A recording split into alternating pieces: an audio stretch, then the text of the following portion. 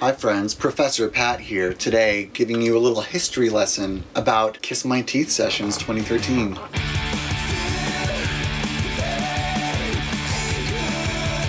So, why is it called Kiss My Teeth? Is it because I knocked out my teeth and that's why we had to delay releasing it? Not exactly. We have always had these internal code names for the eras of SHOTTY. I believe a long time ago it was Keeping It Real, and then the Superfan era, before I had named Superfan, it was called Kill the Buzz, and then this was Kiss My Teeth. It's just the quickest name I could think of to name a folder on my computer where I started saving new song ideas, just to name this era, Kiss My Teeth. And I think I looked it up online and it's like some sort of British slang, like, oh, I might kiss my teeth. Thought it sounded kind of edgy and interesting. And in case you're wondering, the era we're in now, I've called Live, Laugh, Dream 2017 because it was written on a clearance New Year's mug while I was writing the album. So I was always sipping tea and it just said Live, Laugh, Dream 2017. That's what these songs are called. That's the perfect name. So I don't know if you've heard these songs or not, but they sound a lot different from what we're releasing now. I think if I were to describe them, they're more deconstructed and raw and kind of angry. I think I swear more in them, which I'm trying not to do recently because I want these songs to be enjoyable by the widest audience possible. In this phase, there was more swearing and more anger and more really fast songs. I don't know, really loud and fuzzy and that's just kind of the mood we were in. If I think back to the era when I was writing these songs, I was going to a lot of shows in Seattle, watching a lot of Seattle bands, and that just got embedded in my head. So when I was writing a song, I would just picture these rooms. I felt like I was really writing it for rooms. I was writing it for a room I was expecting to play in, or a room I had seen another band play in, and I was just picturing these kind of Seattle people wearing their black hoodies and frowning in the crowd and thinking, what would they enjoy? What are they feeling? And listening back, there was a huge sense of the world wants me to be this way, but I want to be another way. That's kind of like a theme of a lot of the songs, and I think that's something I was feeling really deeply from musically and in a life in general. I just felt like I needed to change, and I think part of that was wanting to leave Seattle, because Seattle itself comes with this, maybe it's the trauma of my youth or growing up and being a teenager, or maybe it's just the kind of darkness of the city. It's kind of a small gray place and it's very cozy and nice and beautiful, but I felt that it came with a lot of expectations of being, I don't know, organic and reverby. I don't know, it seems like a lot of bands were kind of echoey and they would have this vibe of we so don't care. We don't even care why they just plug in their instruments on stage and start playing and they're like, we don't even care, we're just that good, and the audience is so into it. They're like, it's so natural, this is such a pure expression of humanity and sadness and angst or whatever it is. It's a really beautiful thing, but that's not at all how I work and how our band works. We tend to be very overthought and overproduced, and we try extra hard and we try to take people to this fantasy land, which I think is not uncommon in popular music, trying to coax our fans into this rainbow magical rock world. But sometimes that didn't vibe with what Seattle was going for, the messages we were getting from Seattle about who we should be. In fact, I remember specifically we were friends with this famous DJ in Seattle named Marco, and he listened to our songs, but he was talking to us in private and he said, your songs are so good. I love them. I think you're one of the best bands. I don't know what he said. You're one of the best bands ever. I'm not sure what he said, but he said, you guys are amazing and I love your songs. I wish I could play you, but I can't, because I have to play something that fits the mood of this city and the mood of this scene, and we're trying to create a story with the songs that we pick. We're trying to play to this specific audience of specific people. And I think he was talking about the city and the people there, and we were always trying to reach beyond that. I know that I'm making us sound like we're super talented and we're trying to break out of our chains, but it's really nothing against Seattle at all. It's just the city. It was our home and we just didn't vibe with it, and I think we found ourselves a lot more once we left. But if you listen to Kiss My Teeth, it's kind of the Seattle bleeding through us. It's kind of us trying our hardest, giving it one last shot to impress the city of Seattle. Did we succeed? I don't know. Maybe we did, maybe we didn't. But I think there's some pretty darn good songs in there. So now really quick, I want to go through each song and just tell a little bit about why I wrote it and what's going on. Let's start with track 1, Act. Act is our emo song. It's this drum beat. I don't want to say we have always made fun of this drum beat, because we made fun with this drum beat. It was this emo drum beat. And I'd kind of always had it in my head, I want to write a song with that emo drum beat. And one time I was driving, I don't remember what kind of mood I was in, but in my head it started spinning, and I just started thinking of these song ideas, and I was kind of rage writing a song. And I even remember, as soon as it came into my head, we are the bad ones, and I thought, like, this is just a teenager anthem. But I was making fun of it the second I wrote it. I thought that would be such a lame song for lame people. It wouldn't be funny if I wrote that song. And then as soon as it started playing in my head, I realized, oh, this is actually really cool. We should play this song. So I wrote the song Act. It's about being, you can imagine what it's about. It's about being a teenager. Track 2, Been Done Before. This song, I've always pictured the beach. I think I sing by the seashore and I talk about catfish tacos. I'm a vegetarian now, so I wouldn't dare be caught with a catfish taco in my hand. But at the time, sure, I ate a catfish taco. There might have been a Coca-Cola there too. It's specifically about this restaurant called Agua Verde, which there was one in the U District where you could rent kayaks downstairs, and I rented kayaks a couple times and kayaked and canoed through the wetlands. But there was also one in Kirkland across the lake, in Agua Verde, at a beach, and I went there and I got catfish tacos there once. But that song is just kind of this beachy summer love thing, which may or may not be true. I'll let you decide. Track 3, Love, Hate, Candy, Heartbreak. I have the most vivid memory of this song. I was in the passenger seat on my way home from seeing a show in Seattle, and whenever we would see a show of a local band play, my mind would just be spinning. I'd be thinking, what would my version of that be? How do I write songs like that band? I don't remember what band it was, but I was in the passenger seat driving across the 520 bridge, the waves crashing near the car, and it was almost completely dark, and I just started writing this song in my head, and I remember the lines, love, hate, candy, heartbreak, and fear, pain, anger, and shame. Love, hate, candy, heartbreak, and it was something I could really relate to, because it's kind of a huge part of SHOTTY is the candy, the pain, the pleasure, the shame. It was just everything I felt. It's about not knowing, it's about not being the right person or the right fit, whatever it is, not fitting in and being mad about it or something.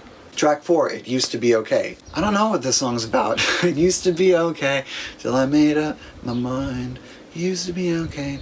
It's just about, I think, regrets looking back. This was also a huge theme in this era. As you may or may not know, SHOTTY was a 5-piece, a bit cheesier, a bit more light, a bit poppier. And we had to end that era because we kind of had a blockage of songwriting and personalities. And once we kind of split up and we had room to grow, then the creativity started flowing again. But people didn't exactly know what to make of us, because we were no longer a fun vest-wearing boy band. We were a super grungy, messed up hair, 3-piece hard rock thing. Maybe that's what the song is about. It used to be okay, but now, look at us now. Track 5, Big Cheese. Oh man, I remember this era. This reminds me of Smashing Pumpkins, even though I can't quite, maybe it's not. Maybe not Smashing Pumpkins. But I was picturing the Redmond Firehouse for some reason. It was a teen center that we used to play at a lot. And I was writing this song just thinking, man, I can't wait till we get up on the stage at the Firehouse and play Big Cheesed when I finally write it. And it just felt so good. And we actually did that. We did play Big Cheese at the Firehouse after I wrote it, and it felt really good. And that's that. It was really fast and really fun. I need more water. Track 6, Little Ball. This song, it felt like it was bouncing, because it's that triplet bouncy thing I do a lot. And I don't know, it just felt like it was bouncing. But also there's a lot of innuendo in there. Naughty innuendo. So this song is maybe telling a more specific story. And I don't necessarily need to get into all that right now, but it has some dark themes about someone's dark past. But we can talk about that later. It's just a fun, bouncy, boppy song. What I remember about this is we would normally play it second at our shows. We'd open with Louder, and everyone would be cheering. And before they even know what's happening, Miles just starts right in. It was always our second song, just to kind of, now that we played one song, let's bounce that little ball. And we did just that. Song number 7, Some Dumb Kid. What is about this song? This song feels softer and like another emo song. This is kind of the kind of song I don't write much. I guess it has something in common with Act, but it's a bit more sad. I don't need to describe the song to you. You've heard it. You can go listen to it. I just don't know what I was thinking. I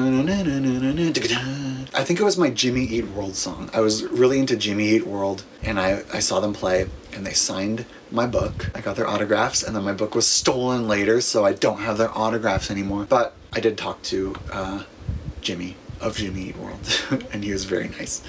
And I think this was my tribute to Jimmy Eat World. Kind of a soft, heartfelt rock song. The words are from the heart.